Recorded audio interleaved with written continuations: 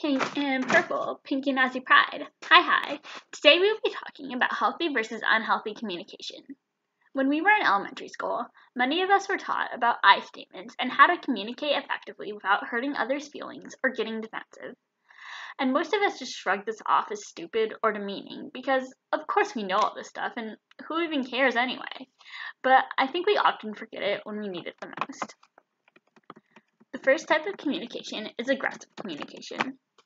Sometimes we get so caught up in being right and getting what we want that we forget about the feelings and perspectives of other people.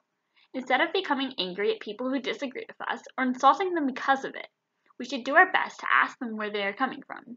When we understand what experiences in someone else's life led them to their belief, we are better able to respect it and have an honest and beneficial discussion instead of an unnecessary and trivial fight. The second type of communication is passive communication.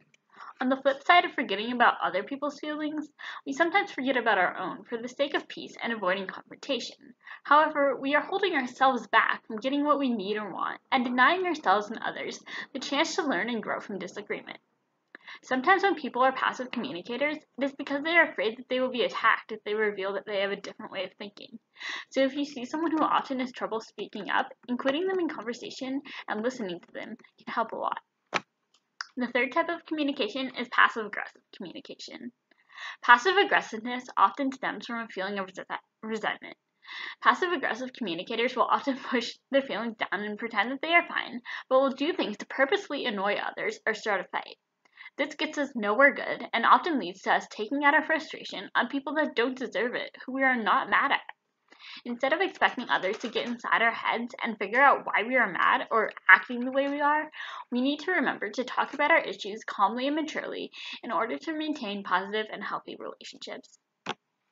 The fourth and final type of communication is assertive communication. This is the healthiest way of communicating and will lead to happier relationships and healthy self-esteem. Assertive communicators value their opinions and are not afraid to stand up for their needs and feelings. However, they are sensitive to others' needs and feelings as well and do their best to balance the interests of everyone in the group. Instead of letting grudges fester and not rot their relationships, assertive communicators talk to the people they interact with face to face, explain their side of the story, and listen to the other person's view, then discuss how they can solve any problems they have. I hope this helped you understand and just be reminded of the different ways that we communicate and how we can communicate better in the future. Bye, guys. Hi. Bye. Hi. Everybody. Bye. Everybody.